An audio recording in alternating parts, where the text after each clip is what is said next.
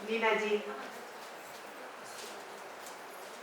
इन दो शब्दों के लिए बहुत बहुत आभारी हूँ। इस वुमेन्स डे पे, इंटरनेशनल वुमेन्स डे, जिसको कहते हैं कि शक्ति पर्व, जैसे लीना ने बताया कि 111वां शक्ति पर्व है, इसकी बहुत बहुत शुभकामनाएं आप सबको। देखा गया है कि इसी दिन हम लोग एक दूसरे की पीठ थपथपाते हैं और बस हैप्पी वुमेन्स डे करके चले जाते हैं, अच्छे कपड़े पहन लेते हैं। पिछले एक हफ्ते से हम लोग चाह रहे हैं कि आप अपने हेल्थ चेकअप के लिए आए।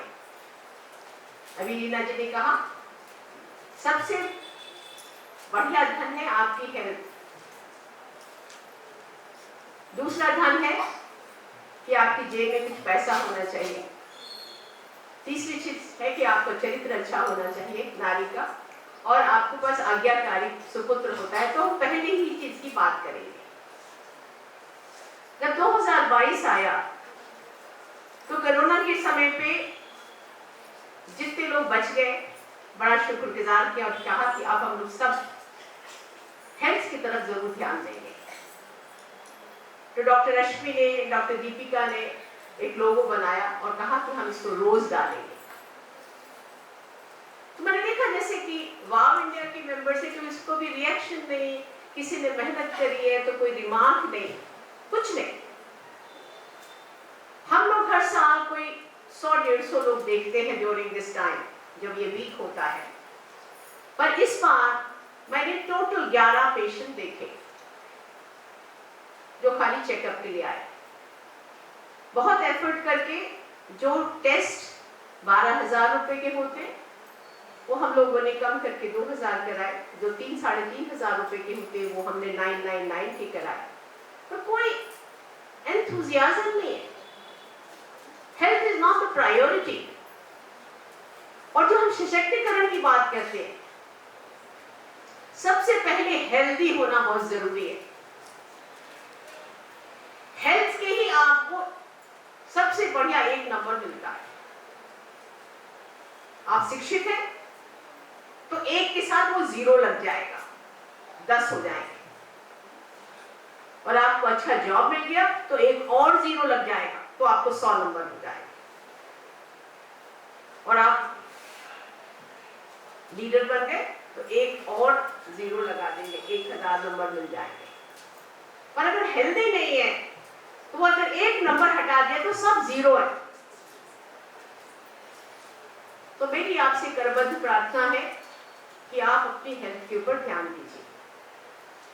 जो भी सर्वे आया है, national health family health survey 2021 का, उसमें जो लेडीज का जो मोटापा है वो 21% से 25% हो गया है। आदमियों का 18% से 21% हो गया है।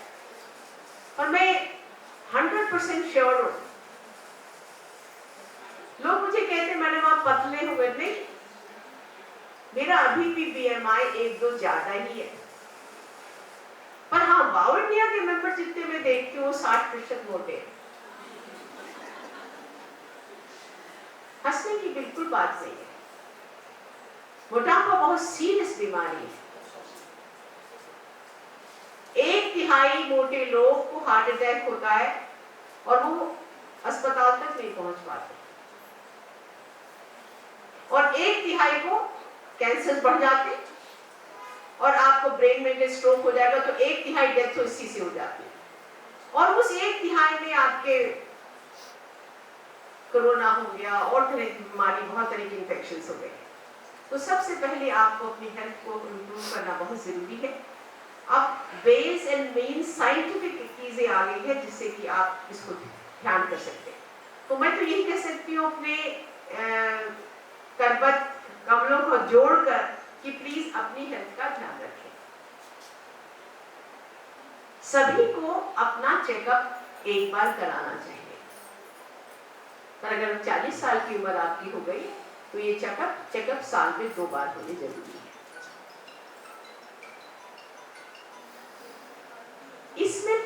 जाना आपको नुकसान दे सकता है।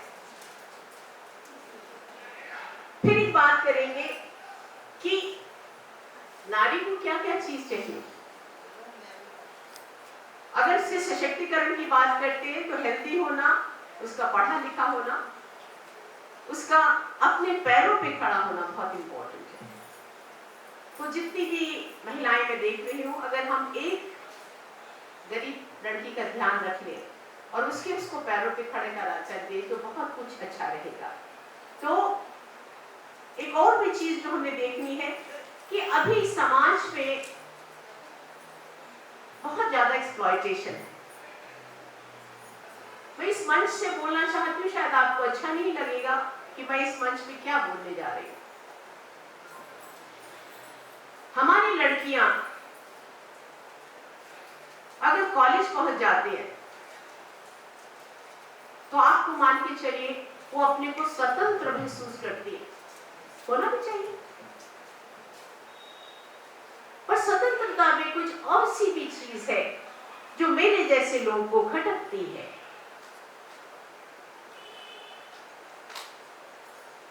वो सोचते हैं कि उनको बॉयफ्रेंड नहीं होगा तो उनको उनकी शान में कोई कमी आ जाएगी, और बॉयफ्रेंड साथ में आएगा तो उसके साथ और भी बहुत सारी बीमारियां जरूर आएंगी।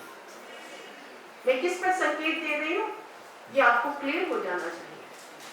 मैं एक गायनोकोलॉजिस्ट और एक सीनियर गायनोकोलॉजिस्ट के नाते बता रही हूँ कि दिल्ली के कॉलेज में अगर लड़की पढ़ने जाती है तो 50% सेक्सुअली एक्सप्लॉइटेड है। 50%। अगर वो 10,000 रुपए कमाती है और घर से बाहर निकलती है तो ये परसेंटेज 75% हो जाती है। ये बहुत आम हो गई। आज से 20 साल पहले जब मेरी क्लिनिक में लड़कियां आती थी तो उनके आंखों में शर्मिंदगी होती थी, आज वो कोई शर्मिंदगी नहीं है। तो मैं आपको ये कहूंगी, अपने घर को संभालें। जब भी हम बाहर निकलते हैं हमको नियम और संयम और अपने आप को अनुशासन में रखना पड़ेगा। परिवार के लोगों को भी उनकी निगरानी भी उतनी ही करनी पड़ेगी।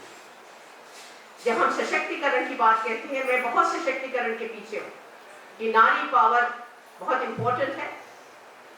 सारी पॉलिटिकल पार्टीज इस नारी पावर को विशेष ध्यान दे रही है।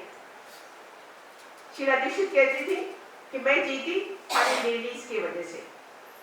ममता जी कहती है वो जीती है लेडीज की वजह से। पीएम मोदी भी कहते हैं कि वो जीतते हैं तो लेडीज की वजह से। तो जहां पर हम अपने आप को इतना पावरफुल कर रहे हैं, हमारी कोई छोटी छोटी बातें बहुत ध्यान देनी चाहिए।